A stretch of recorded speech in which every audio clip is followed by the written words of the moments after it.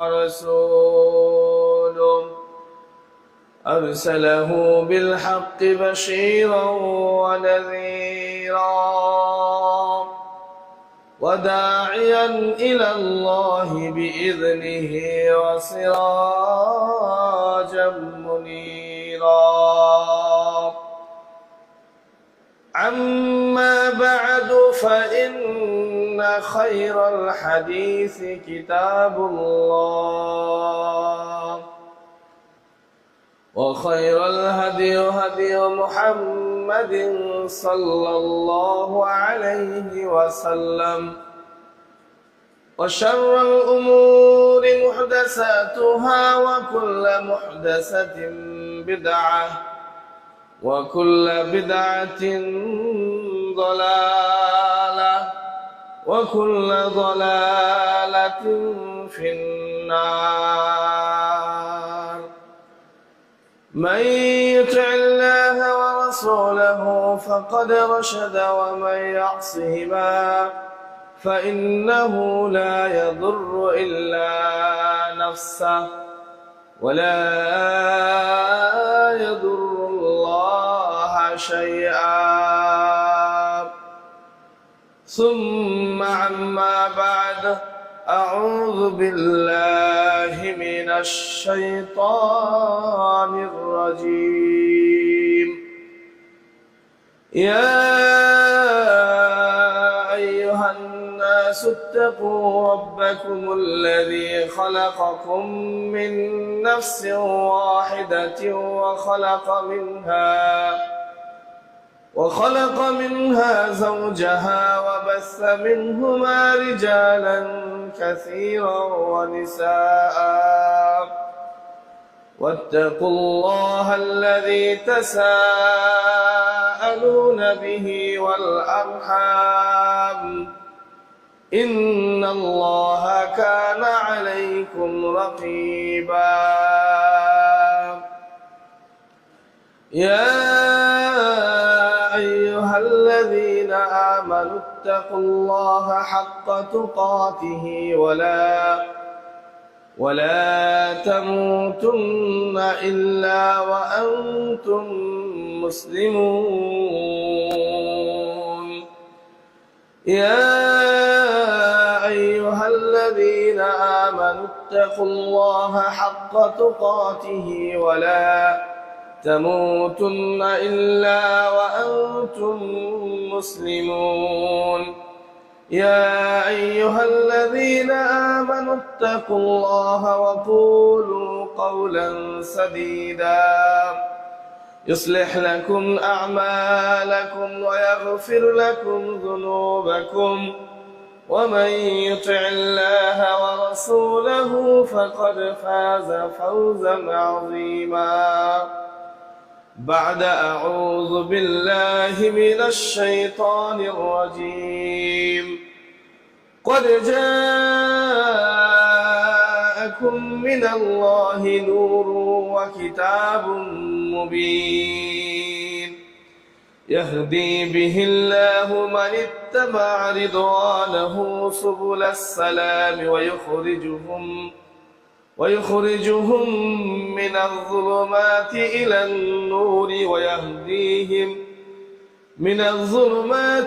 النور بإذنه ويهديهم إلى صراط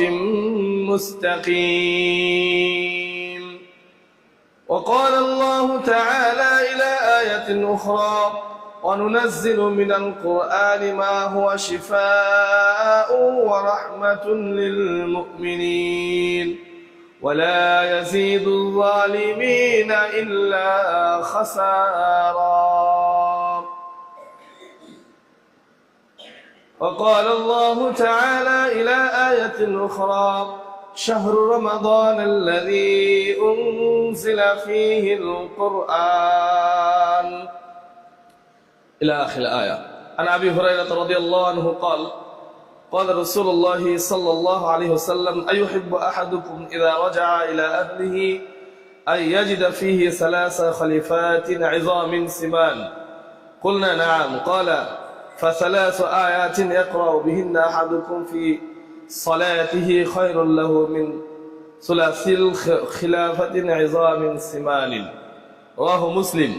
وعن عائشة رضي الله عنها قالت قال رسول الله صلى الله عليه وسلم الماهر بالقرآن مع السفرة الكرام البررة والذي يقرأه يتتابع فيه وهو عليه شاق له أجران.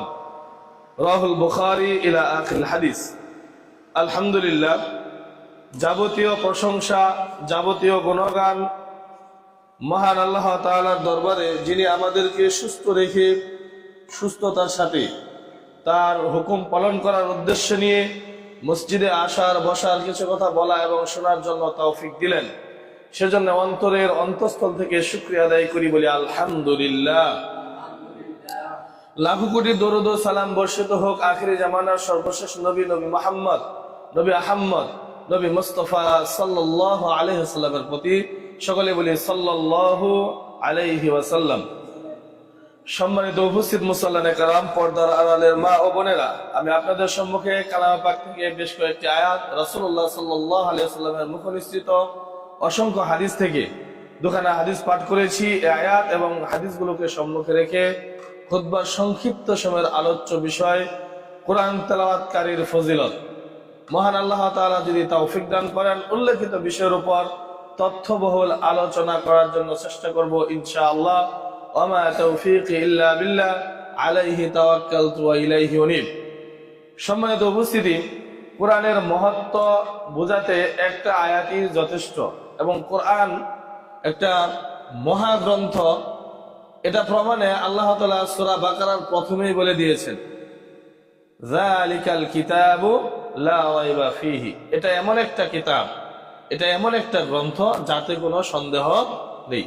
ভুল তো নেই, সন্দেহটুকু নেই। দেখবেন আমাদের যে লেখক বৃন্দরা আছে, সেটা ইসলামিক লেখক হোক বা অন ইসলামী লেখক হোক, তার যে ভূমিকা থাকে, মূল বক্তব্যটা থাকে, সেই বক্তব্যে লেখা থাকে যে পাঠক বিন্দুদের কাছে বিনীত অনুরোধ, পাঠ করার পর যদি কারো চোখে ভুল ধরা পড়ে কারো কাছে, আমাদেরকে অবহিত করবেন, জানাবেন, পরবর্তী সংস্করণে আমরা সেটা শুধরিয়ে নিব। সকলের বইয়ের ভিতরে এইভাবে লেখা আছে। কিন্তু আল্লাহ তাআলা এমন একজন লেখক, তিনি বলে দিলেন যে যালিকাল কিতাব লা রাইবা ফীহি, এটা এমন একটা কিতাব, এমন একটা গ্রন্থ যাতে ভুল তো পরের কথা, কোনো সন্দেহ পর্যন্ত নেই। তো কোরআনের মহত্ব বোঝাতে এই একটা আয়াতই যথেষ্ট। ফ্যান ছাড়লে ঠান্ডা লাগে, আর বন্ধ করে দিলে গরম লাগে। আচ্ছা, যাই হোক, তো কোরআনটা এমন একটা কিতাব যার ভিতরে ভুল, তো এটা হলো পরের চিন্তা ভাবনা, মানুষের ভিতরে সন্দেহ, হয়তো বা এটা ভুল, এই সিদ্ধান্ত মনে হয় ভুল, এইটা করাটাও যাবে না। এরকম ভাবে আল্লাহ তাআলা কোরআন নাজিল করেছেন। এটা কোরআনের একটা বড় মহত্ব বা মুজিজা বলতে পারেন। কোরআনের একটা বড় মহত্ব বা মুজিজা বলতে পারেন। তো এই কোরআনের জন্য আমরা যে রমজান মাসে এত ফজিলত, এত কিছু বর্ণনা করি, মূলত এই রমজান মাস এতটা ফজিলত মণ্ডিত হয়েছে এই কোরআনের কারণে। কারণ এই রমজান মাসেই কোরআন নাজিল হয়েছে। তো আমি সেদিকে যাব না। আলোচনার বিষয় হলো কোরআন তেলাওয়াতকারীর ফজিলত কি, কোরআন তেলাওয়াত করলে আপনার আমার লাভ কি, আর লস বা কি। লস আছে, আবার লাভও আছে। ব্যবসায় লাভ লস উভয়টাই আছে। কোরআন তেলাওয়াত করলে লাভ, না করলে লস, এটা আমরা ফজিলতের দিক দিয়েও বুঝবো, এবং না পড়লে কি লস এটাও আমরা জানবো। তো মহান আল্লাহ তাআলা এই ব্যাপারে সূরা মায়েদার 15 এবং 16 নম্বর আয়াতে বলতেছেন, قد جاءكم من الله نور وكتاب مبين। قد جاءكم, তোমাদের কাছে এসেছে, قد جاءكم من الله, আল্লাহর পক্ষ থেকে, নূর ওয়া কিতাবুম মুবিন, আলো এবং সুস্পষ্ট কিতাব। আলো মানে কি? এই কোরআনটাকে আলো বলা হয়েছে, বা এইটা দ্বারা এটা উদ্দেশ্য, নবী সাল্লাল্লাহু আলাইহি ওয়াসাল্লামের আগমনের আগ মুহূর্তে সারা পৃথিবীটা অন্ধকারে, জাহিলিয়াতের জামানা ছিল, অন্ধকারের যুগ ছিল। অর্থাৎ নবী সাল্লাল্লাহু আলাইহি ওয়াসাল্লামের আগমনের পর নবী সাল্লাল্লাহু আলাইহি ওয়াসাল্লামের উপর যখন কোরআনটা দেওয়া হয়েছে, এই কোরআনটা এখানে হেদায়েত বলা হয়েছে, আলো দ্বারা হেদায়েতকে উদ্দেশ্য করা হয়েছে। যে কদ জাআকুম মিনাল্লাহ, আল্লাহর পক্ষ থেকে তোমাদের কাছে এসেছে, নূর মানে হেদায়েত। মানে হেদায়েতের আলো এসেছে, ওয়া কিতাবুম মুবিন, এবং সুস্পষ্ট কিতাব। কিতাবটা কি? সুস্পষ্ট কিতাব, কোরআনটা একেবারে সুস্পষ্ট। তারপর বলছেন ইয়াহদি বিহিল্লাহু মান ইত্তাবা'a রিদওয়ানাহু সুবুলাস সালামি ওয়া ইখরিজুহুম মিনাজ যুলুমাতি ইলান নূর। ইয়াহদি বিহিল্লাহ, আল্লাহ তাআলা এর মাধ্যমে অর্থাৎ কোরআনের মাধ্যমে কি করে মানুষকে পথ দেখান, হেদায়েত করেন এই কোরআনের মাধ্যমে।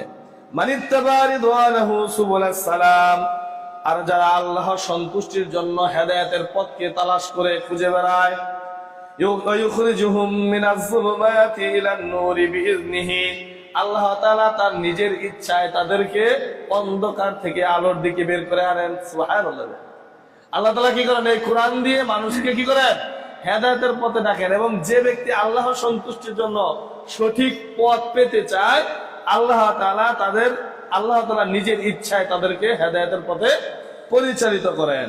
ওয়াহদিহিম ইলা সিরাতিল মুস্তাকিম, আল্লাহ তাআলা আবার বলছেন ওয়াহদিহিম ইলা সিরাতিল মুস্তাকিম, এবং কি করে তারা সরল সঠিক পথের দিকে পরিচালিত হয় বা হেদায়েত প্রাপ্ত হয়। আল্লাহ তাআলা এই ব্যাপারে আরো বলছেন সূরা জুমার 23 নম্বর আয়াত, আল্লাহু নাযালা আহসানাল হাদিস, আল্লাহ নাজিল করেছেন আহসানাল হাদিস, উত্তম বাণী। আহসানাল হাদিস মানে কি? আহসান, হাসানুনের কি হলো আপনার ইসমে তাফজিল, আহসান সর্বোত্তম। আহসান মানে কি? সর্বোত্তম। যেমন আকবার মানে সবচাইতে বড়, আকবার মানে হলো কি? সবচেয়ে, কাবিরুন মানে বড়, কিন্তু আকবার মানে সবচাইতে বড়, সবকিছুর চাইতে বড়। যেমন আমরা বলি আল্লাহু আকবার, তার মানে কি? আল্লাহ সবচাইতে বড়, অর্থাৎ পৃথিবীর মাঝে যা কিছু আছে সব কিছুর চাইতে বড় কে?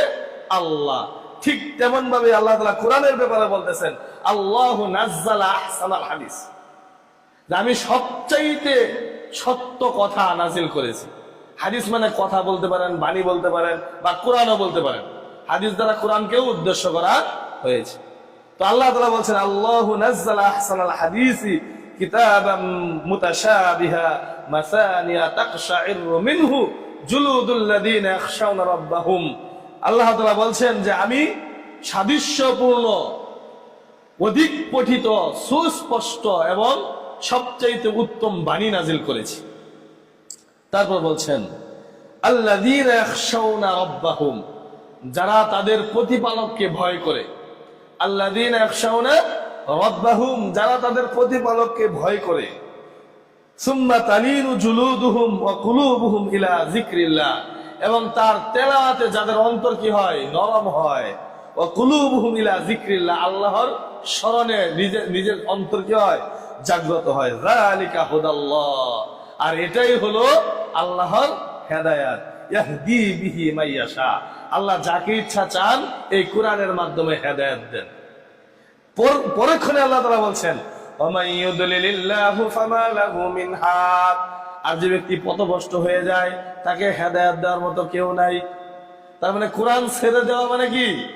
হেদায়েতের পথ থেকে দূরে চলে যাওয়া। আর কোরআনকে ধরা মানে আল্লাহ তাআলা বলছেন ইয়াহদি বিহি মাইয়াশা, যাকে ইচ্ছা আল্লাহ তাকে এই কোরআনের মাধ্যমে হেদায়েতের পথে পরিচালিত করে। আর পরক্ষণে আল্লাহ তাআলা বলছেন ওয়ামাই ইউদলিলিল্লাহু ফামা লাহু মিন হাদ, আর যে ব্যক্তি পথভ্রষ্ট হয়ে যায় তাকে হেদায়েত করার মতো কেউ নেই। অর্থাৎ কোরআন যদি আপনি আমি ছেড়ে দেই, যেটা বলছিলাম যে কোরআন তেলাওয়াত করলেও ফজিলত, না করলেও মুসিবত। কি মুসিবত? যদি কোরআন আমরা না জানি, কোরআন অনুযায়ী আমল না করি। এখানে শর্ত কিন্তু বিষয় যে কোরআন জানলে হবে না, আবার কোরআন অনুযায়ী আবার কি করতে হবে? আমল করতে হবে। কোরআন এবং সহিহ হাদিস অনুযায়ী আমল করতে হবে। কোরআন আমি জানি কিন্তু কোরআন অনুযায়ী আমল করি না। কোরআনের সুদ হারাম করা হয়েছে কিন্তু সুদের আয়াত আমি মানি না। কোরআনে জিহাদকে ফরজ করা হয়েছে, জিহাদ আমি মানি না, জিহাদকে হারাম বলি। তাহলে কি হলো? কোরআনের কিছু অংশ যেটা আমার জন্য ভালো, যেটা আমার জন্য সুবিধা হয়, সেটা গ্রহণ করলাম। আল্লাহ তাআলা এই ব্যাপারে বলেছেন যে তোমরা কি করো? কোরআনে যা আছে সেটাই গ্রহণ করো, কিছু মানবা আর কিছু মানবা না, এটা চলবে না। অর্থাৎ কোরআন জানতে হবে, কোরআন অনুযায়ী আমল করতে হবে। এই ব্যাপারে শেষের দিকে কথা বলবো ইনশাআল্লাহ। কোরআন জানলে কি আর না জানলে কি মুসিবত, সে অনুযায়ী যদি আমরা আমল না করি। আল্লাহ তাআলা আরো বলছেন সূরা বানী ইসরাঈলের 82 নম্বর আয়াতে ওয়া নুনাজ্জিলু মিনাল কুরআনি মা হুয়া শিফাউ ওয়া রাহমাতুল লিল মুমিনিন। এই কোরআন আল্লাহ তাআলা মুমিনদের জন্য রহমত এবং শিফা, আরোগ্য হিসাবে নাজিল করেছেন। সুবহানাল্লাহ। এই কোরআনের মাঝে আপনার আমার জন্য সকল শিফা আছে। আপনার অন্তর ভালো না, কারো কোনো ব্যবহারে আপনার মনটা খারাপ হয়েছে, আপনি কোরআন তেলাওয়াতে বসে যান, দেখবেন আপনার অন্তর কিছুক্ষণের মাঝেই ঠান্ডা হয়ে গেছে। ওগুলো কিছুই মনে হবে না, কে কি বলেছে কোনো বিষয়ই না। তার কেন এই যে আলেম ওলামা যারা কোরআন হাদিস নিয়ে গবেষণা করে এত ঠান্ডা মাথা কিভাবে রাখে? এই যে এইসব কারণে আল্লাহ তাআলা তাদের উপর একটা অনুগ্রহ, দয়া। আপনিও বলে আপনার জীবনটা এমন করেন, দেখবেন আপনার জীবনটাও সুন্দর হয়ে যাবে। তারপর আল্লাহ তাআলা বলছেন, ওয়ালা ইয়াজিদুল যালিমিনা ইল্লা খাসারা। মুমিনদের জন্য রহমত এবং কি আরোগ্য। আর কাফের যারা, জালেম যারা জুলুম করে বেড়ায়, কোরআন মানে না, তাদের ক্ষতির কারণ। কোরআনটা কি তাদের ক্ষতির কারণ। ওই যে যখন তার সম্মুখে সুদের আয়াত বলা হয় যে সুদ খাওয়া হারাম, আল্লাহ তাআলা ব্যবসাকে হালাল করেছেন, সুদকে হারাম করেছেন, তখন সে ক্ষতিগ্রস্ত হয়ে গেল না? সুদের ব্যবসা করে তার সংসার চলায়, ঘুষ কারবারি করে সংসার চালায়, সে যখন এই সুদ ঘুষের আয়াত তার উপরে নাজিল হলো, তখন তো সে ক্ষতির মধ্যে পড়ে গেল। তার মানে আল্লাহ তাআলার আয়াত না মেনে নেওয়া মানে কি জালেম। জালেম কি শুধু আপনাকে অত্যাচারের মাধ্যমে জালেম হয় না, জালেম কিন্তু নিজেকে অত্যাচারের মাধ্যমে হয়। যেমন আদম আলাইহিস সালাম দোয়া করেছিলেন, রব্বানা যালামনা আনফুসানা ওয়া ইল্লাম তাগফির লানা ওয়া তারহামনা লানাকুনান্না মিনাল খাসিরিন।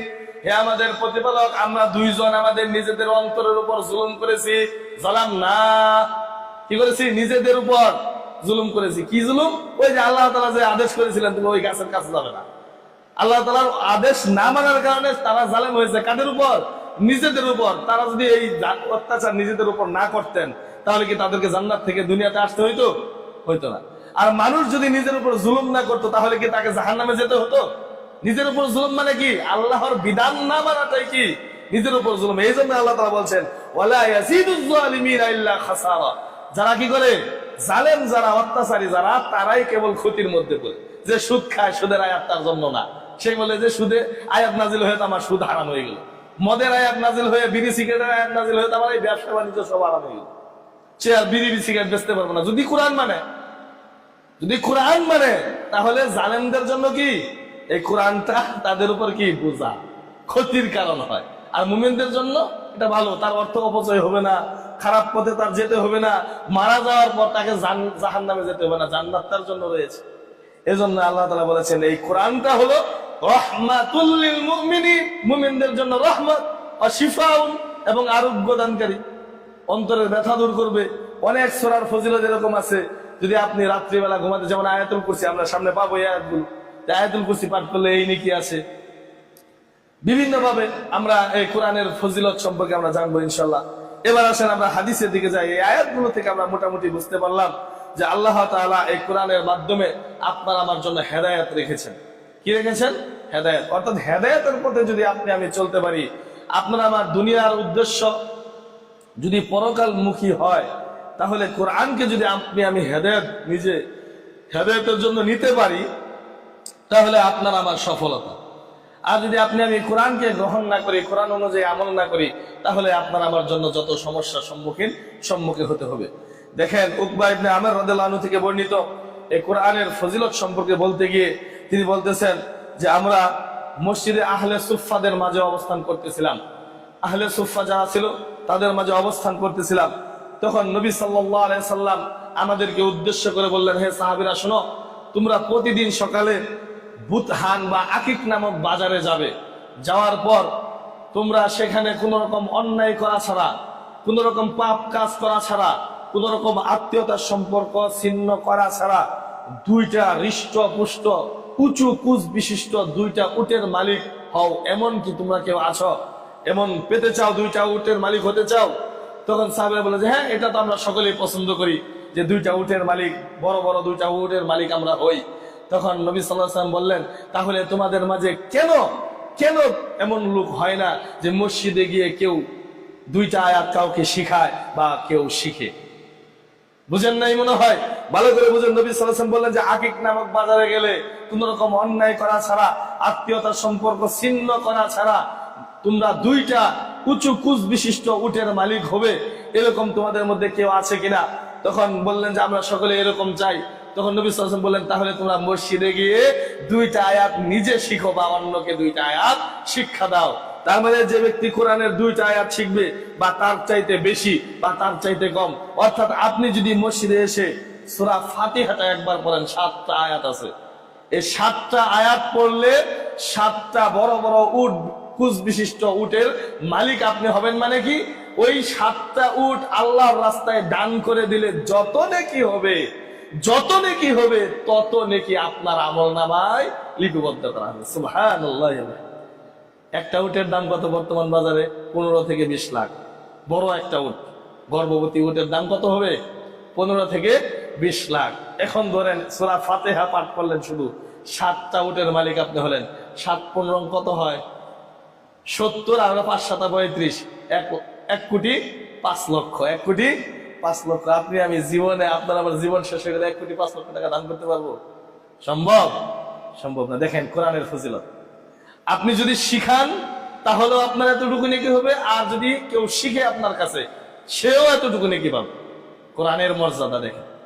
এরকম যদি আপনি 100 আয়াত কাউকে শিখান বা কোরআন সম্পূর্ণ কোরআনও যদি কাউকে শিখান, যতগুলো আয়াত আছে 6000 সম্ভবত 232টি, 6636টি, এটা ভুল,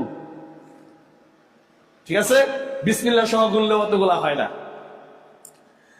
যাই হোক, এই হাদিস থেকে আমরা বুঝতে পারলাম যদি কোরআনের একটা আয়াতও আমরা মসজিদে এসে কেউ শিখি বা কাউকে শিখাই, তাহলে একটা আয়াতের বিনিময়ে একটা উট। এরকম যত আয়াত আমরা পাঠ করব ততগুলো উটের মালিক আপনি আমি হব। মানে আল্লাহর রাস্তায় দান করে দিলে যত নেকি তত নেকি হবে। আরেকটা হাদিস নেন, আর আবি হুরায়রা রাদিয়াল্লাহু আনহু قال قال رسول الله صلى الله عليه وسلم ايحب احدكم اذا رجع الى اهله ان يجد فيه ثلاث خليفات عظام سمان। তোমাদের মাঝে এমন কি কেউ আছে যে ব্যক্তি তার পরিবারের কাছে ফিরে গিয়ে দেখতে পারবে হৃষ্ট পুষ্ট উঁচু উঁচু কুচ বিশিষ্ট এবং গর্ভবতী 3টা উট তাদের বাড়িতে অবস্থান করছে? তোমাদের মাঝে এমন কি কেউ আছে পছন্দ করে? তখন নবী সাল্লাল্লাহু আলাইহি ওয়াসাল্লাম বললেন, না, আমরা তো এমনটা চাই, আমাদের এরকম দেওয়া হোক, আমাদেরকে এরকম 3টা বড় বড় গর্ভবতী উটনিকে দেওয়া হোক, এটা তো আমরা চাই। তখন নবী সাল্লাল্লাহু আলাইহি ওয়াসাল্লাম বলেন, ক্বালা ফাসালাসা আয়াতিন ইয়াকরাউ বিহিন্না আহাদুকুম ফি সালাতিহি খায়রুল লাহু মিন সালাসি খলিফাতিন ইযামিন সিমানিন। কোন ব্যক্তি যদি মসজিদে গিয়ে সালাতে দাঁড়িয়ে 3টা আয়াত পাঠ করে, ওই 3টা বড় বড় কুচ বিশিষ্ট গর্ভবতী উটনির চাইতে সালাতে দাঁড়িয়ে যখন সে কোরআনের 3টা আয়াত পাঠ করে, তার চাইতে বেশি মূল্যবান। সুবহানাল্লাহ। মানে সালাতে দাঁড়িয়েছেন, দাঁড়িয়ে আপনি 3টা আয়াত পাঠ করেছেন, ওই বাড়িতে যে 3টা উটের কথা বলা হলো, ওই 3টা উটের চাইতেও, উটনির চাইতেও সালাতে দাঁড়িয়ে যখন আপনি 3টা আয়াত পাঠ করলেন, ওই 3টা আয়াত বেশি উত্তম। সুবহানাল্লাহ। তার মানে ওই উটনিগুলো দান করে দিলে যত নেকি হবে তত নেকি আপনার আমার আমলনামায় লিপিবদ্ধ করা হবে। এরকম 3 আয়াত পাঠ, এটা আরো লম্বা হতে পারে, আয়াত সংখ্যা বাড়তে পারে, আয়াতের সংখ্যা বাড়বে, ওদিক দিয়ে উটনির সংখ্যাও বাড়বে। হাদিস সহিহ মুসলিমের 802 নম্বর হাদিস, আর আগের হাদিসটি ছিল 803 নম্বর হাদিস। এবার আসেন আয়েশা রাদিয়াল্লাহু আনহা থেকে বর্ণিত বুখারীর 4937 নম্বর হাদিস। তিনি বলছেন, قال رسول الله صلى الله عليه وسلم الماهر بالقرآن مع السفرة الكرام البررة। কোরআন পড়ায় যারা বেশি দক্ষ হবে, কোরআন পাঠে যারা খুবই দক্ষ হবে, কোরআন তেলাওয়াত করতে পারে, কোরআনের অনুবাদ সব কিছু সে ভেঙে ভেঙে পড়তে পারে, সে ব্যক্তি হাসরের মাঠে থাকবে সম্মানিত ফেরেশতাদের সাথে। আল্লাহু ইয়াকরাহু ইয়াতাতাউ ফীহি ওয়া হুয়া আলাইহি শাকুন লাহু আজরান। আর যে ব্যক্তি কোরআন পড়তে পারে না, পড়তে গেলে ভেঙে বেজে পড়ে, ঠেকে ঠেকে পড়ে, কোন রকম ভাবে পড়তে পারে, একেবারে পড়তেই পারে না। ধরেন আপনাদের মতো মানুষ অনেকেই যেরকম যারা পারেন না, তারা যখন শিখতে এসেছেন, আলিফ বলতে বলে মুখ আরেক দিকে চলে যায়, মুখ আলিফের মতো উচ্চারণ হয় না, সা বলতে পারেন না, জিম বলতে পারেন না, জাল উচ্চারণ করতে পারেন না। এই উচ্চারণের যে ভুলগুলো হচ্ছে, এই আমি ভালোভাবে পড়তে পারছি, আমার জন্য 10 নেকি, আর আপনার যে হচ্ছে না, একভাবে বলতে চাইলে দাঁতের ফাঁকা দিয়ে বের হয়ে যাচ্ছে, দাঁতগুলো ঝরে পড়ে গিয়েছে, বলতে পারতেছে না, আপনি যেভাবে বলেন না কেন আপনার জন্য 20 নেকি লিপিবদ্ধ করা হবে। সুবহানাল্লাহ। লাহু আজরানি, লাহু আজরানি, তার জন্য দ্বিগুণ সওয়াব। আমার জন্য যদি 10 নেকি থাকে, আপনার জন্য পাই নাকি 20 নেকি। কিন্তু যারা ভালোভাবে পড়তে পারে তাদের মর্যাদা হাসরেও ভিন্নতা থাকবে, তারা সম্মানিত ফেরেশতাদের সাথে থাকবে। কিন্তু যারা পারে না তাদের জন্য দুনিয়াতে কি হবে? ডাবল। এই হাদিস বলার কারণ কি? আপনাকে উৎসাহিত করা যে আপনি পারেন না তাই কি আপনি চেষ্টা করেন, আপনার জন্য ডাবল নেকি আছে, আপনার জন্য কি আছে? ডাবল নেকি আছে। সম্মানিত উপস্থিত মুসল্লিরা কেরাম, তাহলে এই হাদিসগুলো থেকে আমরা বুঝতে পারলাম যে কোরআনের বিশেষ মর্যাদা আছে। একটা আয়াতের বিনিময়ে 20 লক্ষ টাকার উট দান করে দিলে যত নেকি হয় তত নেকি হয় আমলনামায়। সুবহানাল্লাহ। এবার আসেন আমরা বিভিন্ন সূরার ফজিলত জানি। কোরআন সম্পূর্ণটাই ফজিলতপূর্ণ, তারপরে আবার কিছু বিশেষ সূরা আছে যেগুলোর ফজিলত আল্লাহ তাআলা ভিন্নভাবে রেখেছেন। বারা ইবনে আযিব রাদিয়াল্লাহু আনহু থেকে বর্ণিত, বুখারীর মুসলিমের 817 নম্বর হাদিস, নবী সাল্লাল্লাহু আলাইহি ওয়াসাল্লাম বলেন, কানা রাজুলুন ইয়াকরাউ সূরাতাল কাহফি ওয়া ইলা জানিবিহি হিসানুন মারবুতুন বিশাতালাইনি ফাতাগাশশাতহু সাহাবাতুন ফাজআলাত তাদনু ওয়া তাদনু ওয়া জাআলা ফিরসুহু ينفر فلما أصبح أتى النبي صلى الله عليه وسلم فذكر ذلك له فقال تلك السكينة تنزلت بالقرآن। নবী সাল্লাল্লাহু আলাইহি ওয়াসাল্লাম বলছেন, একজন লোক সূরা কাহফ রাত্রিবেলা তেলাওয়াত করতেছিল, তার পাশেই বাঁধা ছিল তার ঘোড়া, তার পাশেই বাঁধা ছিল কি? তার ঘোড়া। বিশাতানানি ফাতাগাশশাতহু সাহাবাতুন, হঠাৎ করে তিনি দেখতে পেলেন তার মাথার উপর একটা ছায়া, মেঘের ছায়া চলে এসেছে। তারপর ফাজআলাত তাদনু ওয়া তাদনু ওয়া জাআলা ফারাসুহু ইয়ানফিরু, তার ঘোড়াটা লাফাতে শুরু করলো। ওই মেঘের ছায়া দেখে ঘোড়াটা কি করতে থাকলো?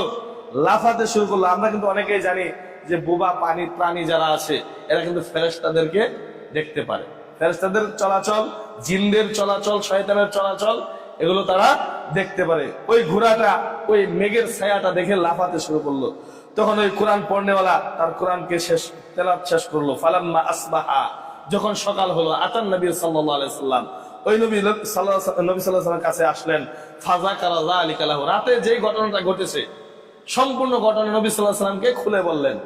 তখন নবী সাল্লাল্লাহু আলাইহি ওয়াসাল্লাম বলেন, ফাকালা তিলকাস সাকিনা তানাজ্জালাত বিল কুরআন, সেটা ছিল আল্লাহর প্রশান্তি, সাকিনা নাজিল হচ্ছিল কোরআন তেলাওয়াতের কারণে। সুবহানাল্লাহ। ওই সূরা কাহফ তেলাওয়াত করার কারণে কি নাজিল হচ্ছিল? ফেরেশতাদের প্রশান্তি নাজিল হচ্ছিল। অফির আয়াতিন, অন্য বর্ণনায় নবী সাল্লাল্লাহু আলাইহি ওয়াসাল্লাম বলছেন, তিলকাল মালায়েকাতু দানাত লি সাউতিকা ওয়ালা ক্বারাআতা লি আসবাহা লা আসবাহাত ইয়ানজুরুন নাসু ইলাইহা লা তাতাওয়ারা মিনহুম। তোমার কোরআন তেলাওয়াতে আল্লাহ তাআলার ফেরেশতারা তোমার নিকটে চলে এসেছিল, প্রথম আসমানে চলে এসেছিল। তুমি যদি কোরআন তেলাওয়াত বন্ধ না করতে, সকাল পর্যন্ত তেলাওয়াত করতে থাকতে, তাহলে লোকেরা এসে ফেরেশতাদেরকে দেখতে পারত। সুবহানাল্লাহ। কোরআন তেলাওয়াতের বিনিময়ে ফজিলতে কি হয়? সাকিনা নাজিল হয়, আল্লাহর ফেরেশতারা নাজিল হয় ওই কোরআন তেলাওয়াত শোনার জন্য। অথচ আপনার আমার সময় হয় না কোরআন তেলাওয়াতের জন্য। এই হাদিসটি পাবেন বুখারীর 5011 নম্বর হাদিস। অন্য হাদিসে নবী সাল্লাল্লাহু আলাইহি ওয়াসাল্লাম বলছেন, আবু হুরায়রা রাদিয়াল্লাহু আনহু থেকে বর্ণিত, মুসলিম 780 নম্বর হাদিস, লা তাজআলু বুয়ুতাকুম মাকাবিরুন, লা তাজআলু বুয়ুতাকুম মাকাবিরুন, তোমরা তোমাদের ঘরকে কবরে পরিণত করো না। দেখেন রাসূল সাল্লাল্লাহু আলাইহি ওয়াসাল্লাম প্রথমেই বলে দিলেন, লা তাজআলু বুয়ুতাকুম মাকাবিরুন, তোমরা তোমাদের বাড়িগুলোকে, ঘরগুলোকে কবরে পরিণত করো না। ইন্না শাইতানা ইয়ানফিরু মিনাল বাইতি আল্লাযী তাকরা ফি সূরাতুল বাকারা, যেই ঘরে, যেই বাড়িতে সূরা বাকারা তেলাওয়াত করা হয় সেই বাড়ি থেকে শয়তান পলায়ন করে। অর্থাৎ প্রথম কথা হলো নবী সাল্লাল্লাহু আলাইহি ওয়াসাল্লাম বললেন, তোমরা তোমাদের ঘরকে কবরে পরিণত করো না। দ্বিতীয় কথা বললেন, যেই বাড়িতে সূরা বাকারা তেলাওয়াত করা হয় সেই বাড়িতে শয়তান আশ্রয় পায় না, শয়তান পলায়ন করে। তার মানে নবী সাল্লাল্লাহু আলাইহি ওয়াসাল্লাম এটা বোঝাতে চাইলেন যে যেই ঘরে কোরআন তেলাওয়াত হয় না সেটা কবরের সমতুল্য, যেই ঘরে কোরআন তেলাওয়াত করা হয় না সেই ঘরটা শয়তানের ঘর। আমার কথা নয়, নবী সাল্লাল্লাহু আলাইহি ওয়াসাল্লাম বললেন, যেই ঘরে সূরা বাকারা তেলাওয়াত করা হয় শয়তান পলায়ন করে, আর যেই ঘরে তেলাওয়াত করা হয় না মানে কি? শয়তান তাদের সাথেই থাকে। শয়তান কি? তাদের সাথেই থাকে। আর যে ঘরে কোরআন তেলাওয়াত করা হয় সেই ঘর থেকে শয়তান পলায়ন করে, এবং সেই ঘর কবর নয়। যেমন ভাবে কবরে কোরআন তেলাওয়াত করা যায় না, ঠিক কোন বাড়িতে কোরআন তেলাওয়াত মুক্ত থাকতে পারে না। এই হাদিস থেকে আমরা কয়েকটা শিক্ষা নিতে পারি। 1 নাম্বার শিক্ষা, অবশ্যই ঘরে কোরআন তেলাওয়াত করতে হবে। 2 নাম্বার শিক্ষা, অবশ্যই অবশ্যই কোন মুহূর্তে এক সেকেন্ডের জন্য কবরের পারে কোরআন তেলাওয়াত করা যাবে না। যেমন আপনারা জানেন, অনেকেই চিনেন, আপনার ধনবাড়ি যে নবাব বাড়ি আছে সেখানে হাবেশ সাপ রাখা আছে, বক্স সেট করা আছে, সেখানে পালাক্রমে তারা কোরআন তেলাওয়াত চালিয়ে যাচ্ছে, একজনের পর একজন চালিয়ে যাচ্ছে। যেমন আমাদের একজন শায়েখ বলেছিলেন যে কোরআন তেলাওয়াত করলে বা একজন আলেম কবরের পাশ দিয়ে, এই ফজিলতের একটা এরকম ফজিলত আছে যে কোনো আলেম যদি কবরের পাশ দিয়ে হেঁটে যায় তাহলে 40 দিন কবরে আযাব বন্ধ থাকে। এই জন্য এই কথাটাকে হাস্যকর ভাবে নিয়ে একজন শায়েখ বলেছিলেন, তাহলে আলেমকে কি করে বেতনভুক্ত করে মানুষ কি করতো, তার বাবা দাদার কবরে বেঁধে রাখতো, যে তুমি থাকলে তো আমার বাবা দাদার কবরের আযাব মাফ হয়ে যায়। তো তাদের অবস্থা এরকম, তারা চায় দুনিয়াতে ওইভাবে হাবেশ শব্দে কোরআন তেলাওয়াত করে কবরের আযাব মাফ করে। অথচ স্পষ্ট ভাবে হাদিসে বলছেন, নবী সাল্লাল্লাহু আলাইহি ওয়াসাল্লাম, হাদিসটি মুসলিমের হাদিস, সেখানে বলছেন যে কবরে কোরআন তেলাওয়াত করা যাবে না। অর্থাৎ ঘর কবর কোরআন তেলাওয়াত না করলে মানে কি কবর হয়ে যায়, তার মানে কি কবরে কোরআন তেলাওয়াত চলে না। এই শিক্ষাগুলো আমাদেরকে নিতে হবে। আর যদি কোরআন তেলাওয়াত না করি, আপনার আমার ঘর বাড়ি শয়তানের বাড়িতে পরিণত হবে। দেখবেন আপনি যেই বাড়িতে যত অন ইসলামিক কাজ, যেই বাড়িতে যত ইসলাম কম, সেই বাড়িতে অন ইসলামিক কাজ বেশি। এটাই স্বাভাবিক। আপনি যদি আপনার সমাজে লক্ষ্য করেন, আশেপাশে লক্ষ্য করেন, দেখবেন যেই বাড়িতে মানে ইসলামী কাজ কম, সেই বাড়িতে অন ইসলামিক কাজ বেশি। তারপর নবী সাল্লাল্লাহু আলাইহি ওয়াসাল্লাম বলছেন, আবু উমামা রাদিয়াল্লাহু আনহু থেকে বর্ণিত, মুসলিম 804 নম্বর হাদিস, নবী সাল্লাল্লাহু আলাইহি ওয়াসাল্লাম বলছেন, ইয়াকুলু ইকরাউল কুরআন ফাইন্নাহু ইয়াতি ইয়াওমাল কিয়ামা শাফিআন লিআসহাবিহি।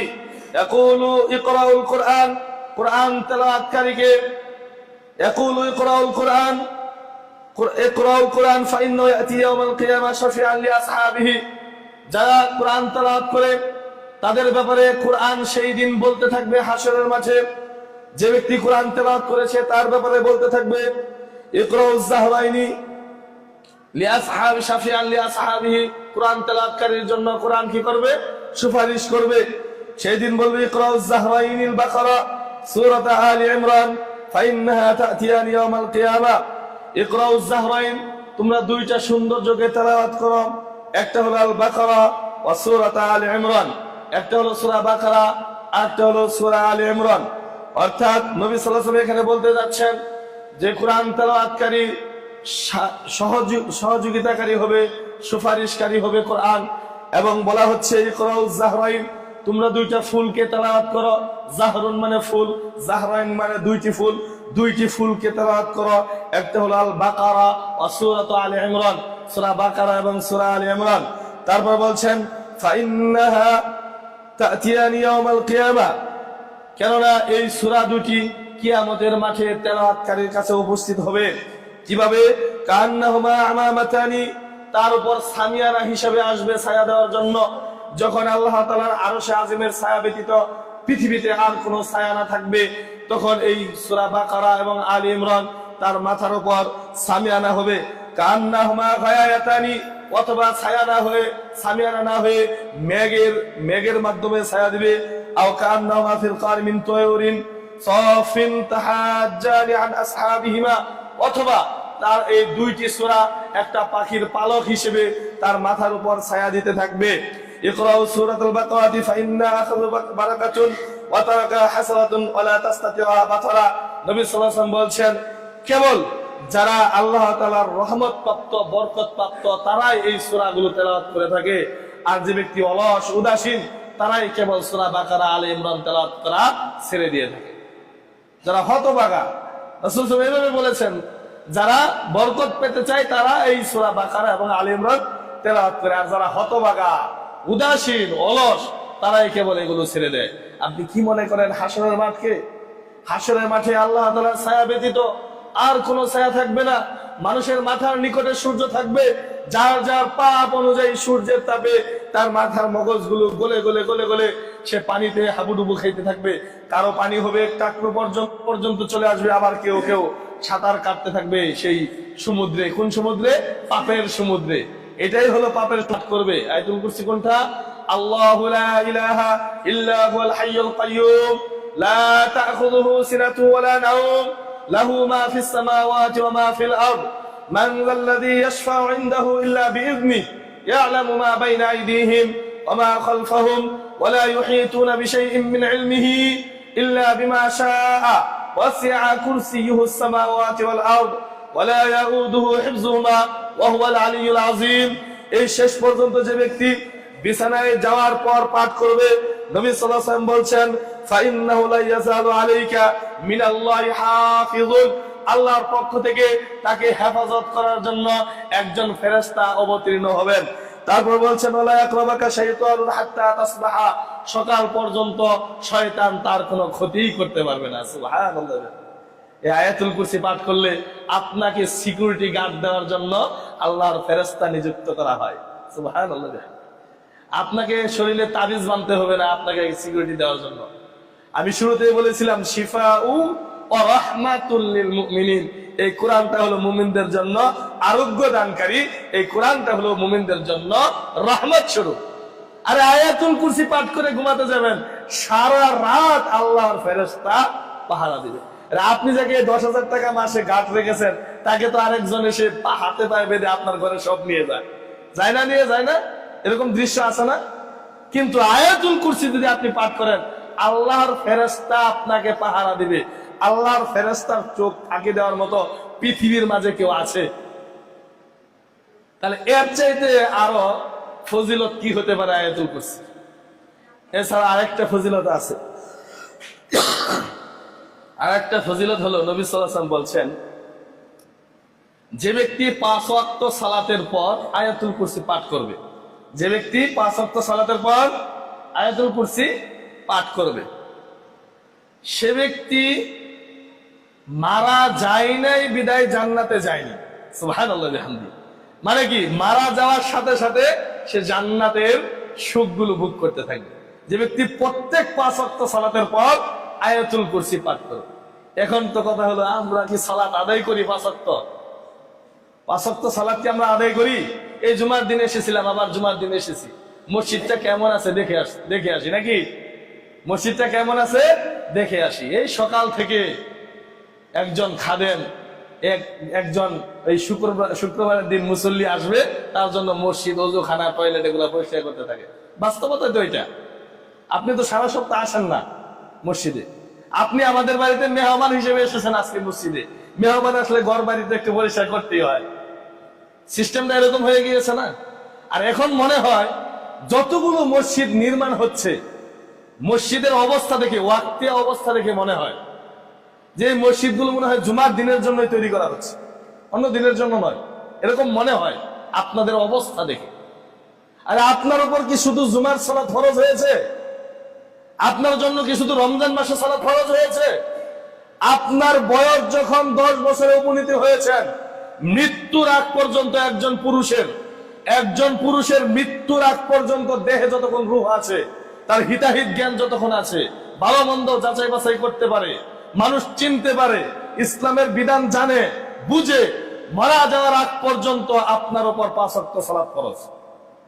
কিন্তু মা বোনদের ব্যাপারে একটু ভিন্নতা আছে। মা বোনদের জন্য আল্লাহ তাআলা বিধান দিয়েছেন, তাদের একটা অসুস্থতা আছে, মাসের কিছুটা অংশ তারা এই সালাত আদায় করবে না, পরবর্তীতে তাদের কাজা আদায় করার কোনো দরকার নেই। কিন্তু একজন পুরুষ, আপনারা গত সপ্তাহে এসেছিলেন, এই সপ্তাহে আবার আসছেন, আপনাদেরও কি মা বোনদের মতো সমস্যা হয় নাকি? নাউযুবিল্লাহ, আস্তাগফিরুল্লাহ। মনে কষ্ট নিয়েন না, ভিতরে একটু লজ্জা আনেন। সালাত আদায় না করলে আপনার কোনো ছাড় নেই, কোনো ছাড় নেই। আপনি দান সাদাকা যত কিছুই করেন না কেন, নবী সাল্লাল্লাহু আলাইহি ওয়াসাল্লাম বলেছেন, হাসরের মাঠে সর্বপ্রথম বান্দার সালাতের হিসাব হবে। সালাত ঠিক, অন্যান্য আমল ঠিক। সালাত বাতিল, অন্যান্য আমল বাতিল। আপনি যত ভালো কাজই করেন না কেন, সালাত নষ্ট হয়ে গিয়েছে মানে কি, আপনার অন্যান্য আমলও গ্রহণ করা হবে। রমজানের সিয়াম গ্রহণ করা হবে না, আপনার সালাত নাই। একজন বেনামাজি সারাদিন সালাত আদায় করে নাই, সিয়াম রাখছে, এই রোজা দিয়ে কি হবে? এই সিয়াম দিয়ে কি হবে? আপনি তো আরেকটা ফরজ ছেড়ে দিয়েছেন। ইখতিয়ার আছে, কোন ইখতিয়ার আছে? তারাবির সালাত পরে কি ফরজ সালাতের নাকি আপনি পূরণ করতে পারবেন? সম্মানিত উপস্থিত মুসল্লিনে কেরাম, আসলে আলোচ্য বিষয় সেই দিকে নয়। বিষয়টা হলো এরকম যে আপনাকে আমাকে যদি ফজিলত গুলো হাসিল করতে হয়, প্রত্যেকটা ফজিলত দেখবেন সালাতের সাথে সম্পর্কযুক্ত। আপনি 5 ওয়াক্ত সালাত আদায় করলেন, আর যখন আয়াতুল কুরসিটা পাঠ করলেন, তখন নবী সাল্লাল্লাহু আলাইহি ওয়াসাল্লাম বলে দিয়েছেন আপনার আমার জন্য, যে ব্যক্তি জান্নাতে আছে, মারা যায় নাই বিদায় জান্নাতে যায়, অর্থাৎ মারা যাওয়ার সাথে সাথে আপনি জান্নাতে চলে যাব 5 ওয়াক্ত সালাতের পর যদি আমরা সূরা কি বলে আয়াতুল কুরসিটা পাঠ করতে পারি। সম্মানিত উপস্থিত মুসল্লিরা কেরাম, নবী সাল্লাল্লাহু আলাইহি ওয়াসাল্লাম আরো বলছেন, আবু দারদা রাদিয়াল্লাহু আনহু থেকে বর্ণিত, মুসলিম 811 নম্বর হাদিস, আইউজিজু আহাদুকুম আয়াকরা ফি লাইলাতিন সালাসাতিল কুরআন ক্বালু ওয়া কাইফা ইয়াকরাউ সালাসাল কুরআন। নবী সাল্লাল্লাহু আলাইহি ওয়াসাল্লাম বলছেন, তোমরা কি প্রত্যেক রাতে কোরআনের 1/3 অর্থাৎ 3 ভাগের 1 ভাগ পাঠ করতে পারো না? তখন সাহাবীরা বলছেন, কাইফা ইয়াকরাউ সালাসাল কুরআন, আমরা কিভাবে সম্ভব আর আমরা কিভাবে পারবো প্রতি রাত্রে 10 পারা করে কোরআন তেলাওয়াত করতে? তখন নবী সাল্লাল্লাহু আলাইহি ওয়াসাল্লাম তাদেরকে শিখিয়ে দিচ্ছেন, ক্বালা কুল হুয়াল্লাহু আহাদ আল্লাহুস সামাদ লাম ইয়ালিদ ওয়া লাম ইউলাদ ওয়া লাম ইয়াকুল লাহু কুফুয়ান আহাদ তা'দিলু সুলুসাল কুরআন। যে ব্যক্তি প্রত্যেক রাতে সূরা ইখলাসটা পাঠ করবে, অর্থাৎ একবার সূরা ইখলাস কুল হুয়াল্লাহু আহাদ এটা যদি পড়ে, তাহলে তার আমলনামায় 10 পারা কোরআন তেলাওয়াত করলে যতটুকু নেকি হতো ততটুকু নেকি লিপিবদ্ধ করে দিবেন। সুবহানাল্লাহ বিহামদিহি। তাহলে আমরা কোরআন তেলাওয়াতকারী হয়ে গেলাম, তাই নাকি? বিষয়টা এমন না? অর্থাৎ যদি আমরা দৈনিক একবার পুরো সম্পূর্ণ কোরআনে নেকি পেতে চাই, 3 বার কি করলে হবে? সূরা ইখলাসটা পাঠ করলে, সম্পূর্ণ কোরআন তেলাওয়াত করলে যত নেকি তত নেকি আপনার আমার আমলনামায় আল্লাহ তাআলা দিয়ে দিবেন। সুবহানাল্লাহ বিহামদিহি। আনাস রাদিয়াল্লাহু আনহু থেকে বর্ণিত, তিরমিজির 2901 নম্বর হাদিস, নবী সাল্লাল্লাহু আলাইহি ওয়াসাল্লাম বলছেন, ইন্না রাজুলান ক্বালা ইয়া রাসূলুল্লাহ ইন্নী উহিব্বু হাযিহিস সূরা কুল হুয়াল্লাহু আহাদ ক্বালা ইন্না হাব্বাকা ইয়াহা আদখালাকাল জান্নাহ। নবী সাল্লাল্লাহু আলাইহি ওয়াসাল্লাম বলছেন যে আমি যখন সৈন্য প্রেরণ করলাম মদিনা থেকে, সৈন্য যাওয়ার পর একজন সাহাবী এরকম ছিলেন, তাকে ইমামতির দায়িত্ব দেওয়া হয়েছিল।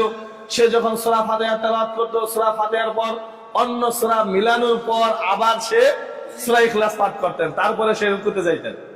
এরকম যখন তারা ফিরে আসলেন, ফিরে এসে নবী সাল্লাল্লাহু আলাইহি ওয়াসাল্লামকে নালিশ দিলেন, বললেন যে আল্লাহর নবী সে প্রত্যেক রাকাতে অন্য সূরা তেলাওয়াত করার পর আবার সূরা ইখলাস পাঠ করে। কি করে? সূরা ইখলাস আবার পাঠ করে। অর্থাৎ ধরেন 2 রাকাত সালাত, 2 রাকাত সালাতে সূরা ফাতিহার পর আমরা যেমন জুমার সালাতে সূরা আ'লা পড়ি, সূরা আ'লা পড়ার পর আবার সূরা ইখলাস পড়া, ওই ব্যক্তি এই আমলটা করে। তখন নবী সাল্লাল্লাহু আলাইহি ওয়াসাল্লাম বললেন সাহাবীদেরকে, তাকেই জিজ্ঞাসা করো সে কেন এই আমলটা করে, তাকেই জিজ্ঞাসা করো সে কেন এই আমলটা করে।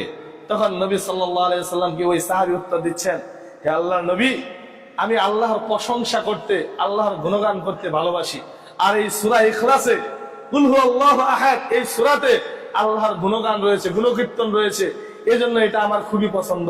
তখন নবী সাল্লাল্লাহু আলাইহি ওয়াসাল্লাম বললেন, ইন্না হুব্বাকা ইয়াহা আদখালাকাল জান্নাহ, তোমার এই সূরার প্রতি ভালোবাসাই তোমাকে জান্নাতে নিয়ে যাবে। সুবহানাল্লাহ। সূরা ইখলাসের ফজিলত, সূরা ইখলাসের ফজিলত। সম্মানিত উপস্থিত মুসল্লিনে কেরাম, নবী সাল্লাল্লাহু আলাইহি ওয়াসাল্লাম বলছেন, আয়েশা রাদিয়াল্লাহু আনহা থেকে বর্ণিত, যে ব্যক্তি রাত্রে বেলা সূরা ইখলাস, নাস, ফালাক পড়ে হাতের মাঝে কি দিবে? 4টে কুল পড়ে, কুল ইয়া আইয়ুহাল কাফিরুন, ইখলাস, কুল হুয়াল্লাহু আহাদ, কুল আউযু বিরাব্বিন নাস, কুল আউযু বিরাব্বিল ফালাক, এই 4টা সূরা পড়ে বিছানায় বসে যখন সে কি করবে? হাতে ফু দিয়ে তার হাত যতটুকু যায় জায়গায় যায় মাসে করবে, আল্লাহ তাআলা তার এই সূরা তেলাওয়াত করে মেসেজ করার কারণে তার শরীরের যত অসুস্থতা আছে, শরীরের যত সমস্যা আসে, সেগুলো আল্লাহ তাআলা দূর করে দিবেন এবং শরীরকে মানুষের জাদু কুমন্ত্রণা থেকে হেফাজত রাখবেন। সুবহানাল্লাহ। তাবিজ বাঁধার প্রয়োজন নেই, আপনি এই আমলটা করেন। 5 ওয়াক্ত সালাতের পর যে শরীর মেসেজ করা, এটা সহিহ হাদিস দ্বারা প্রমাণিত নয়, কিন্তু রাত্রিবেলা যখন আপনি ঘুমাতে যাবেন 4 কুল পরে আপনি যদি শরীরটা মেসেজ করেন, তাহলে আপনার এই দেহটাকে হেফাজত করবেন আল্লাহ তাআলা নিজে। কোন রকম জাদু মন্ত্র আপনার শরীরে ফুটবে না। সূরা নাস ফালাক নাজিল হওয়ার প্রেক্ষাপট অনেকেই জানেন হয়তোবা। সূরা নাস ফালাক নাজিল হয়েছে যখন নবী সাল্লাল্লাহু আলাইহি ওয়াসাল্লামকে ওষুধ করা হয়েছিল, চিরুনির ভিতরে চুলের মাধ্যমে বান দেওয়ার মাধ্যমে কি করা হয়েছে? 11টি বাদ দেওয়া হয়েছিল। সূরা নাস ফালাকে 11টা আয়াত আছে এবং ওই সূরা নাজিল হয়েছিল, এগুলো যখন প্রত্যেকটা আয়াত যখন নবী সাল্লাল্লাহু আলাইহি ওয়াসাল্লাম তেলাওয়াত করেছিলেন, এক একটা বাঁক খুলে গিয়েছিল। ওই কারণে নবী সাল্লাল্লাহু আলাইহি ওয়াসাল্লাম আবু লুলু কর্তৃক যখন নবী সাল্লাল্লাহু আলাইহি ওয়াসাল্লামকে, তার নাম আবু লুলু ছিল, সে জাদুতে আক্রান্ত হয়েছিল, অসুস্থ থাকতেন। তারপর আল্লাহ তাআলা এই আয়াতগুলো নাজিল করেছিলেন। অর্থাৎ এই সূরা দুটিতে বিশেষ শেফা আছে। কোরআন কারীম নাজিল হয়েছে তাবিজের জন্য নয়, কোরআন কারীম নাজিল হয়েছে আমলের জন্য। আপনি আমল করেন, অবশ্যই উপকার পাবেন। তারপর নবী সাল্লাল্লাহু আলাইহি ওয়াসাল্লাম বলছেন, আব্দুল্লাহ ইবনে আমর রাদিয়াল্লাহু আনহু থেকে বর্ণিত, ইকাল লি সাহিবুল কোরআন ইকরা ওয়াত্তাকি ওয়ারাত্তিল কামা কুনতা তুরাত্তিল ফিদ দুনিয়া ফাইন্না মানজালাকা ইনদা আখির আয়াতিন তাকরাউহা।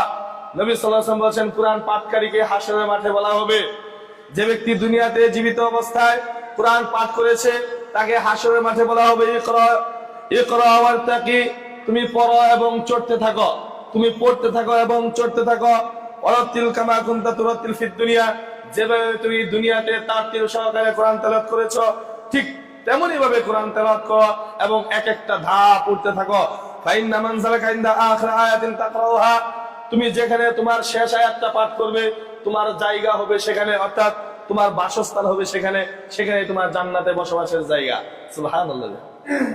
আপনি যদি কোরআন তেলাওয়াতকারী হন, হাশরের মাঠে আপনাকে বলা হবে যে আপনি কোরআন তেলাওয়াত করতে থাকেন, অর্থাৎ আপনি নারী হলেও সমস্যা নেই, পুরুষ হলেও সমস্যা নেই, আপনাকে বলা হবে আপনি কোরআন তেলাওয়াত করুন, কোরআন তেলাওয়াত করবেন আর উপরে উঠতে থাকবেন। যেখানে গিয়ে আপনি থামবেন সেখানে হবে আপনার থাকার জায়গা, মানে জান্নাতের স্তরটা আপনার সেখানে। কোরআনের ফজিলত বলছিলাম, নবী সাল্লাল্লাহু আলাইহি ওয়াসাল্লাম আরো বলছেন, আব্দুল্লাহ ইবনে মাসউদ রাদিয়াল্লাহু আনহু থেকে বর্ণিত, মান ক্বারা হারফান মিন কিতাবিল্লাহি ফালাহু হাসানাতুন ওয়াল হাসানাতু বিআশরি আমসালিহা। পৃথিবীর কোন গ্রন্থের কোন পড়া পড়লে আপনি ব্যঞ্জন বর্ণে পড়েন আর স্বরবর্ণে পড়েন আর ইংরেজি আলফাবেটই পড়েন না কেন, কিয়ামত পর্যন্ত যদি পড়তে থাকেন একটা নেকিও লেখা হবে না। কিন্তু আল্লাহ নবী সাল্লাল্লাহু আলাইহি ওয়াসাল্লাম বলেছেন, মান ক্বারা হারফান, যে ব্যক্তি কোরআনের একটা হরফ পড়বে, মিন কিতাবিল্লাহ, আল্লাহর কিতাবের, ফালাহু হাসানাতুন, তার জন্য নেকি রয়েছে, ওয়াল হাসানাতু বিআশরি আমসালিহা, একটা হরফের জন্য 10টা নেকি। সুবহানাল্লাহ। পৃথিবীর কোন বইয়ের লেখা পড়লে নেকি নেই, কিন্তু কোরআনের একটা হরফ পড়লে 10টি নেকি। তারপর নবী সাল্লাল্লাহু আলাইহি ওয়াসাল্লাম বলেছেন, লা কুলু আলিফ লাম মিম হারফুন, আমি বলছি না আলিফ লাম মিম এখানে একটা হরফ, এখানে আলিফুন হারফুন, লামুন হারফুন, মিমুন হারফুন, অর্থাৎ এখানে 3টা হরফ আছে। যে ব্যক্তি আলিফ লাম মিম পড়বে তার আমলনামায় 30টি নেকি লিপিবদ্ধ করা হবে। সুবহানাল্লাহ। কোরআনের ফজিলত, এই কোরআনের ফজিলত, কোরআন যদি আমরা আয়ত্ত না করতে পারি, কোরআন যদি আমরা না পড়ি, এই ফজিলত আমরা কোত্থেকে পাবো, কই থেকে পাবো, এটা কোথা থেকে আসবে ফজিলত? আমরা উম্মতে মুহাম্মাদী শ্রেষ্ঠ উম্মত, আমরা কি জানি শ্রেষ্ঠ উম্মতের খেতাব কোত্থেকে এসেছে? আমাদের নবী সর্বশ্রেষ্ঠ নবী। কেন সর্বশ্রেষ্ঠ? শুরুতে একটু বলেছিলাম, এই রমজান মাস এত ফজিলতপূর্ণ কেন? আমাদের নবী শ্রেষ্ঠ নবী হওয়ার কারণ একটাই, যার উপর সর্বশ্রেষ্ঠ গ্রন্থ মহাগ্রন্থ আল কোরআন নাজিল করা হয়েছে, তিনি নবী মুহাম্মদ সাল্লাল্লাহু আলাইহি ওয়াসাল্লাম, তিনি সর্বশ্রেষ্ঠ নবী হয়েছেন একমাত্র এই কোরআনের ফজিলতে। আমরা সর্বশ্রেষ্ঠ উম্মত হয়েছি, উম্মতে মুহাম্মদী হয়েছি এবং সর্বশ্রেষ্ঠ জাতি হয়েছি একমাত্র এই কোরআনের ফজিলতের কারণে, যাদের জন্য কোরআন নাজিল করা হয়েছে। রমজান মাস এত ফজিলতপূর্ণ হয়েছে কেননা এই রমজান মাসে আল্লাহ তাআলা কোরআন নাজিল করেছেন, এজন্য রমজান মাস এত ফজিলতপূর্ণ। শাহরু রমাদান আল্লাযী উনজিলা ফীহিল কুরআন, আসছে রমজান মাস, এই রমজান মাস এমন একটা মাস যে মাসে আল্লাহ তাআলা কোরআন নাজিল করেছেন, কোরআন অবতীর্ণ করেছেন। আজকে এই জুমার খুতবায় কেন কোরআন তেলাওয়াতের ফজিলত সম্পর্কে আলোচনা করা হলো? এজন্যই করা হলো, আপনার আমার রমজান মাস একেবারে নিকটেই চলে এসেছে। আল্লাহ তাআলা যদি আপনাকে আমাকে হায়াত রাখেন রমজান মাস পর্যন্ত, রমজান মাস যদি আমরা পেয়ে যাই, তাহলে এই রমজান মাসটা যাতে আপনার আমার কোরআনময় হয়, কোরআন কেন্দ্রিক হয়। আমরা যারা কোরআন পারি না তারা যেন কোরআন শেখার জন্য চেষ্টা করি, আর যারা আমরা কোন রকম পারি ভালো করে শেখার চেষ্টা করি, আর যারা আমরা ভালোভাবে পারি তারা চেষ্টা করি কোরআনটা সম্পূর্ণ ভালোভাবে তেলাওয়াত করতে, আর যারা আমরা ভালোভাবে তেলাওয়াত করতে পারি তারা যেন চেষ্টা করি অর্থ সহ কোরআন পড়ার জন্য, আর যারা অর্থ সহ পারেন তারা তাফসীর শুরু করেন। অর্থাৎ আপনার আমার এই রমজান মাসটাই যাতে কোরআনময় হয়, এজন্য ফজিলত গুলো শোনালাম। লোভ হয় না? দুনিয়ার সম্পদের কথা বললে আপনার আমার লোভ হয়, ইচ্ছা হয় যদি আপনি আমি ওই সম্পদগুলো আহরণ করতে পারতাম। আরে দুনিয়ার সারা পৃথিবীর যত সম্পদ আছে সকল সম্পদ বিক্রি করে দিলে জান্নাতে চাবুক রাখার যে জায়গা, সেই জায়গা ক্রয় করা যায় না। আর আপনি আমি যদি আয়াতুল কুরসি প্রতিটা রাত্রিতে তেলাওয়াত করি, আল্লাহ তাআলা ফেরেশতা দ্বারা পাহারা দিবেন।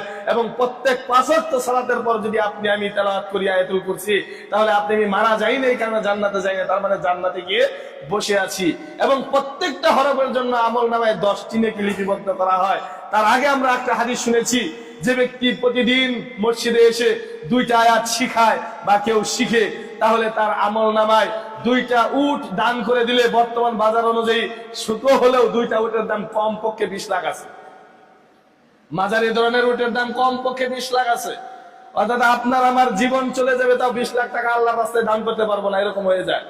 অনেকে আছে এরকম, আমাদের মতো যারা আছে 20 লক্ষ টাকা সারা জীবনে দান করতে পারবো, সম্ভব না। কিন্তু 2টা আয়াত যদি মসজিদে এসে তেলাওয়াত করি, তাহলে আপনার আমার আমলনামায় 2টা উট দান করে দিলে তত নেকি লিপিবদ্ধ করা হবে। সুবহানাল্লাহ। সম্মানিত উপস্থিত মুসল্লিয়ানে কেরাম, এই কোরআন তেলাওয়াত করলে কবরের প্রশ্নের জবাব দিতে পারবো। যখন কবরে এসে আপনার আমার কাছে যখন 2জন ফেরেশতা এসে জিজ্ঞাসা করবে যে তুমি আল্লাহ, তোমার রবকে, মান রব্বুকা মান দীনুকা মান নাবিয়ুকা, 3টা প্রশ্ন করা হবে। 3টা প্রশ্নের উত্তর যে দিতে পারবে তার জন্য আরেকটা প্রশ্ন থাকবে। 4 নাম্বার প্রশ্ন যে না দিতে পারবে তার জন্য 4টা প্রশ্ন হবে। চতুর্থ নাম্বার একটা প্রশ্ন হবে। যখন আপনি জবাব দিতে পারবেন যে আমার রব আল্লাহ, আমার দ্বীন ইসলাম, আমার নবী মুহাম্মদ সাল্লাল্লাহু আলাইহি ওয়াসাল্লাম, তখন আপনাকে জিজ্ঞাসা করা হবে তুমি এগুলো জানলে কিভাবে? তখন চতুর্থ নাম্বার প্রশ্নের উত্তর আপনার হবে আমি দুনিয়াতে কোরআন তেলাওয়াত করেছি, কোরআন নিয়ে গবেষণা করেছি, তদ অনুযায়ী আমল করেছি, কোরআন যেটা বলেছে সেভাবে আমার জীবন পরিচালনা করেছি, এর জন্য আমি এই উত্তর দিতে পেরেছি। আর যে ব্যক্তি উত্তর দিতে পারবে না তাকে বলা হবে তুমি কেন উত্তর দিতে পারলে না? তখন বলবে যে আমি লোকে যা বলতো তাই আমি বলতাম, লোকে যা বলতো তাই আমি বলতাম, যা শুনতাম তাই বলতাম, হায় হায় লাদরি, আমি কিছুই জানি না। তখন সে বলবে যে আমি কোরআন পড়িনি, সে তদ অনুযায়ী আমল করিনি, কোরআন পড়িনি বিদায় আমি এগুলো উত্তর জানি না। অর্থাৎ কোরআন পড়লে কবরের প্রশ্নের উত্তর পারবেন, নচেত উত্তর পারবেন। এজন্য আপনার আমার উচিত, গত রমজানের পূর্বেও ঘোষণা এটা দিয়েছিলাম, যারা আপনারা কোরআন পড়তে পারেন না, আপনার জন্য উন্মুক্ত একটা কানা করিও লাগবে না। শুধু আপনারা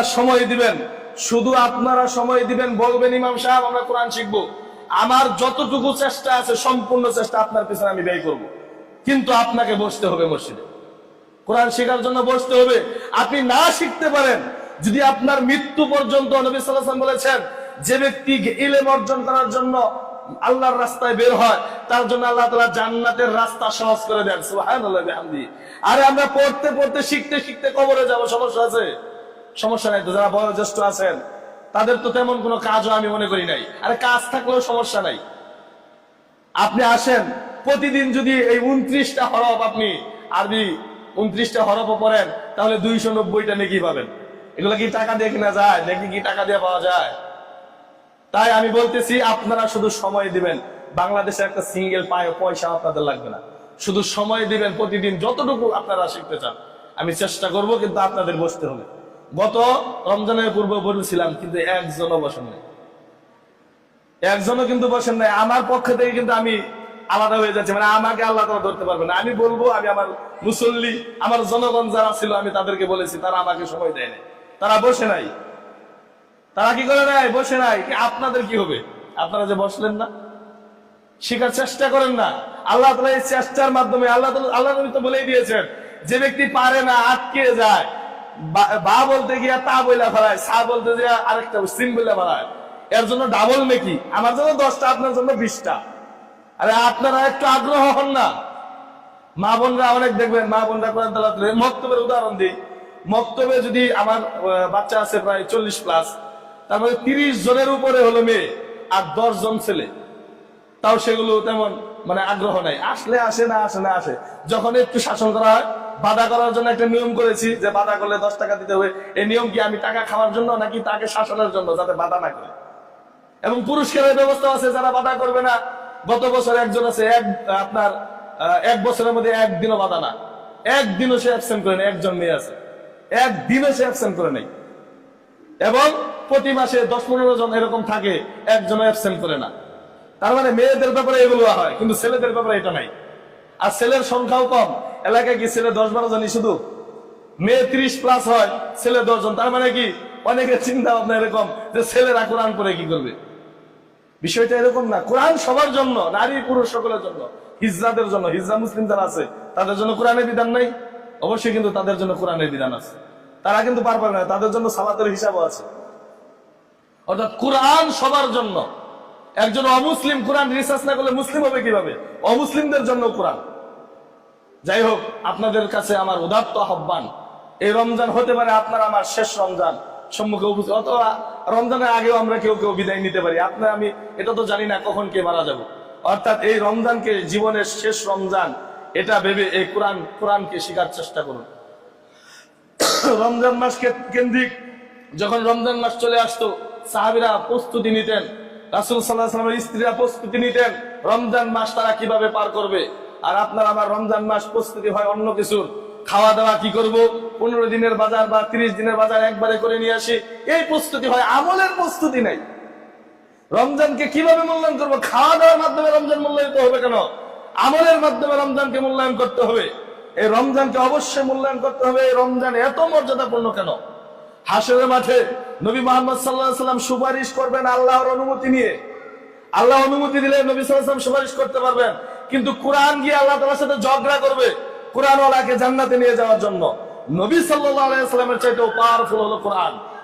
এই কোরআন আপনার আমার জন্য সুপারিশ করবে। সুপারিশ করতে করতে আপনাকে জান্নাতে নিয়ে তারপর থামবে। কিন্তু নবী মুহাম্মদ সাল্লাল্লাহু আলাইহি ওয়াসাল্লাম অনুমতি পেলে তারপর আপনার জন্য সুপারিশ করবে।